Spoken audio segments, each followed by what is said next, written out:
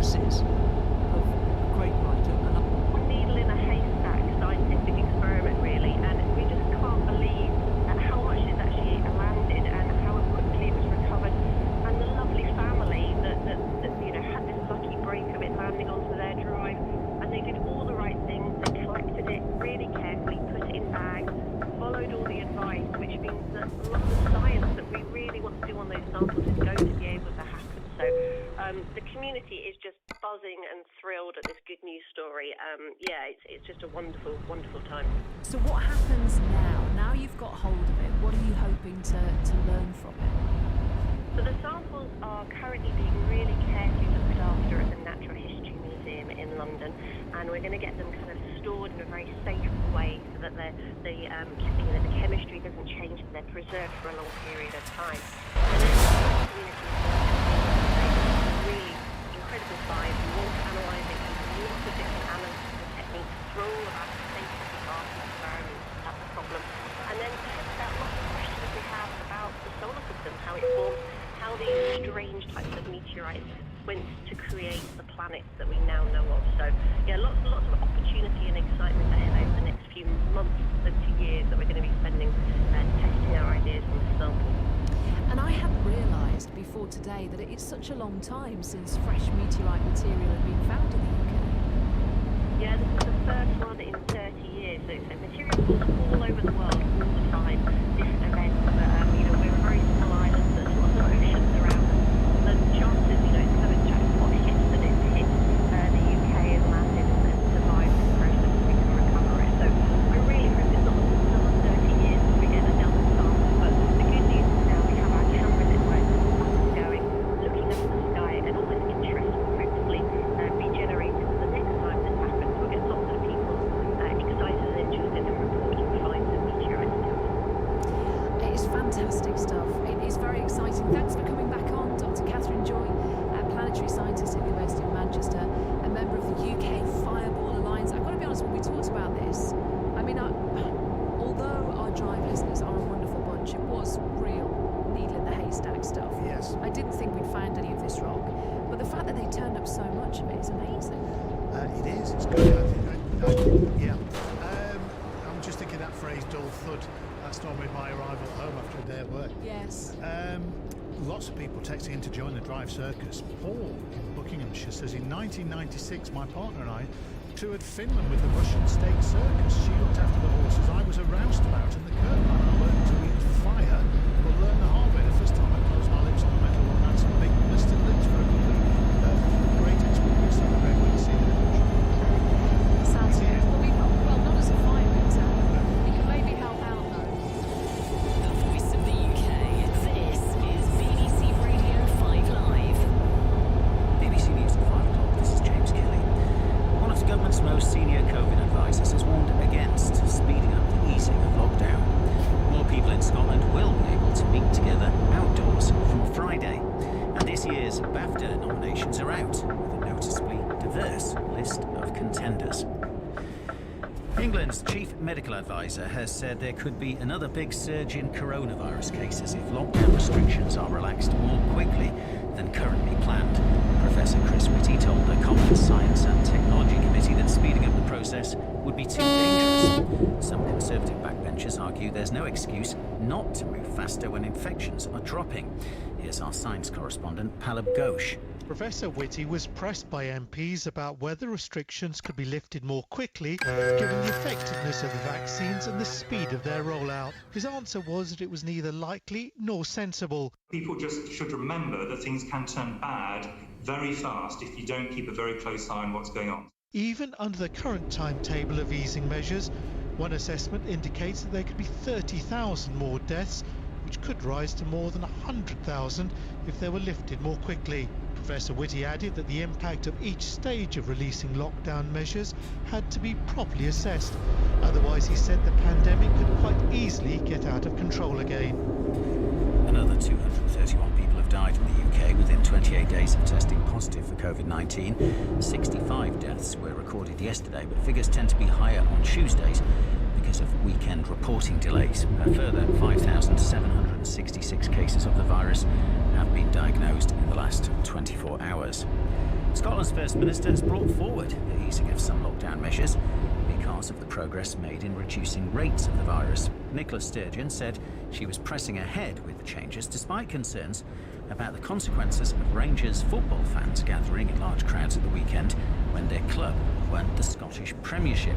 From Glasgow, James Shaw reports. From Friday, 4 people from 2 households will be able to meet outside, including in private gardens. The changes will also permit gatherings of up to 4 young people aged between 12 and 17 from up to 4 different homes. And non-contact sports and outdoor exercise classes for groups of no more than 15 adults or young people will be allowed. It's hoped communal worship involving up to 50 people will be able to restart on the 26th of this month in time for Easter and other religious festivals. The head of NHS England has confirmed to MPs that health service workers were expecting a pay rise worth more than double the 1% increase the government is offering for the coming year. Sir Simon Stevens told the Health and Social Care Committee that the Treasury had budgeted for a 2.1% increase before the pandemic hit. Our health correspondent Emma Collinson was listening. There are real fears that staff, particularly nurses, may quit because they feel undervalued. One MP, for example, suggested introducing bonuses to boost morale. All of this will be discussed and reviewed by an independent panel, which will report back in the spring.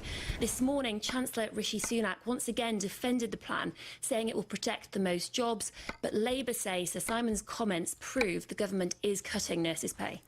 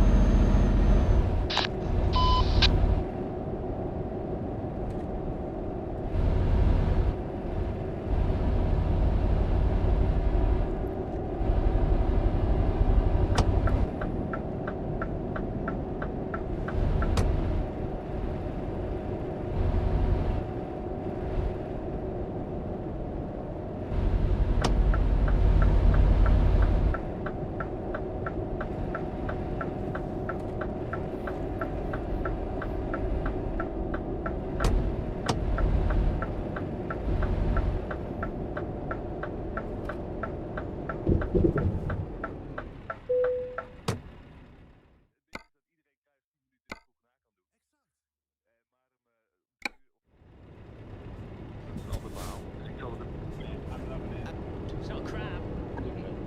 For the whole time. Well, Professor Andrew Horn is Professor of Gynecology and Reproductive Services at Edinburgh University and is running that ongoing trial. Professor, welcome to the programme.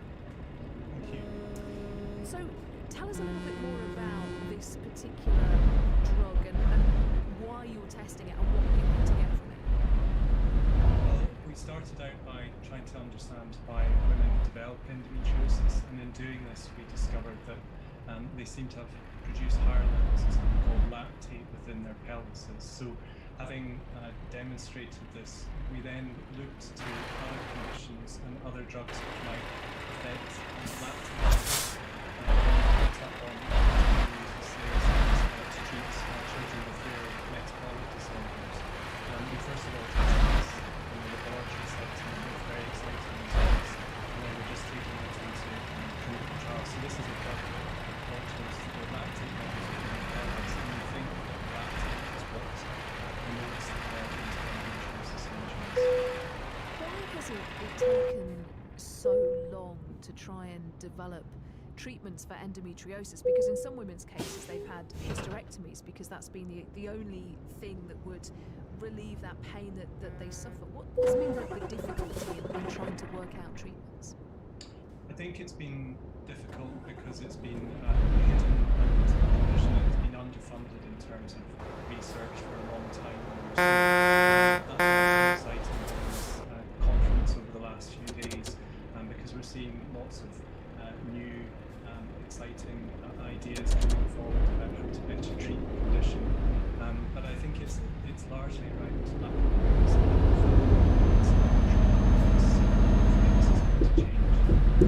Where do you hope to get to? Do you think you could eventually get to a position where endometriosis wouldn't be the debilitating condition that it is now? Absolutely. I mean, we're always looking for treatments that don't just improve the symptoms and reduce the progression of the disease, but just cures the condition. Mamma mia.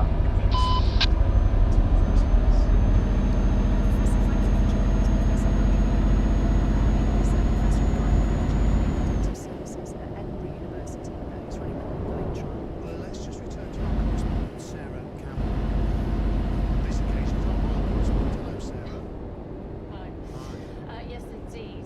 Well, I think the story that's been dominating the news headlines for the last couple of days, and we've been waiting, haven't we, for any reaction from Buckingham Palace after the interview with Harry and Meghan, the Oprah Winfrey interview, and that statement has been just released in the last few minutes. It says the following statement is issued by Buckingham Palace on behalf of Her Majesty the Queen. The whole family is saddened to learn the full extent of how challenging the last few years have been for Harry and Meghan. The issues raised, particularly that of race, are concerning.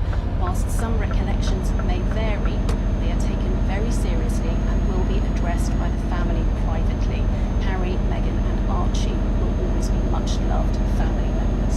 So there you go, the statement that people have been waiting for. Yes, let's address the various short, but actually full of meaning. So, the first thing I would mention, is that when they say they're saddened to learn the full extent of how challenging the last few years have been for Harry and Meghan, that's some kind of recognition because both of them said repeatedly during that interview that they'd asked for help. This is this is almost, is it not, senior roles saying they were unaware that help had been requested?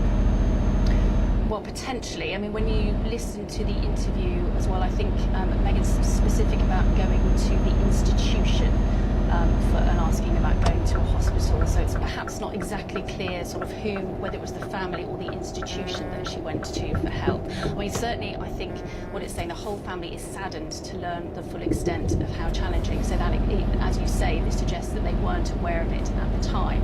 The issues raised, particularly of race, are concerning, and whilst some recollections may vary, that's quite an interesting point as well, isn't it?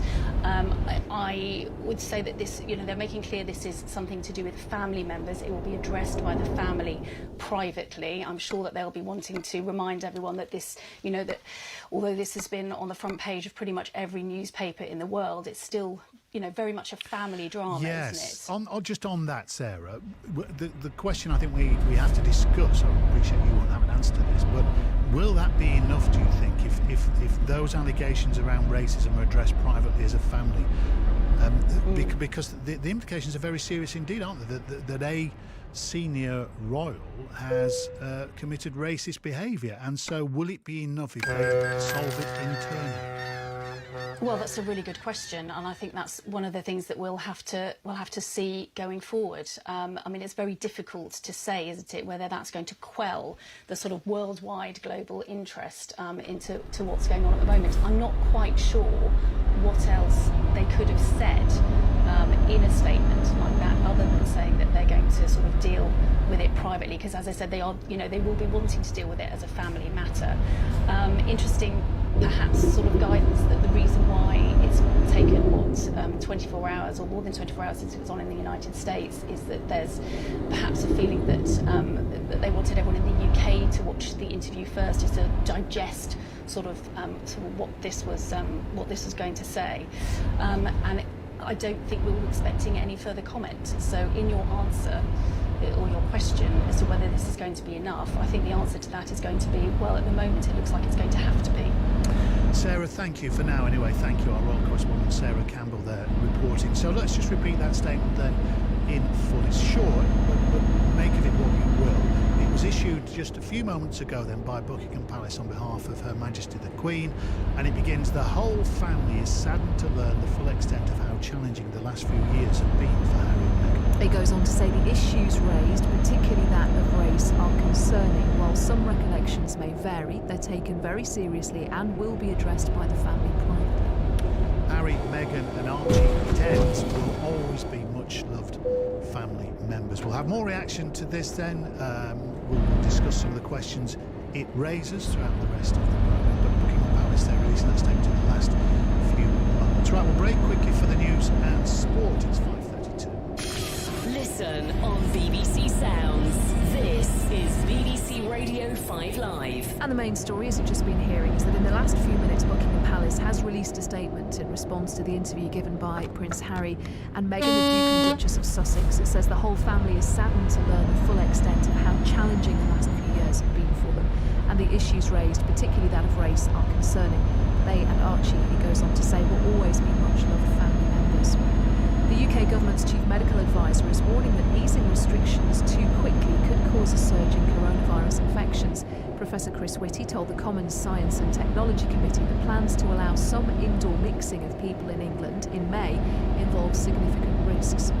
Another 231 people have died in the UK within 28 days of testing positive for COVID-19.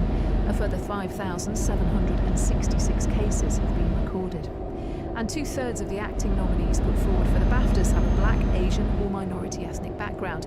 The awards were criticised last year for a lack of diversity. That's the latest news. Delith has the sport for you. Jurgen Klopp has ruled himself out of being Germany's next manager after Joachim Löw announced his intention to step down as head coach following this summer's European Championship. Klopp says, "I have 3 years left at Liverpool. You sign a contract and you stick to it." He, however, praised his fellow German for the job he's done. Löw led the side to the 2014 World Cup. Jogi Löw did an incredible job for so many years. I think it's the longest servant ever we had in Germany, but for sure one of the most successful. I understand once they have this highlight, you can in this tournament, and then somebody else will do the job. I'm pretty sure with a couple of really good German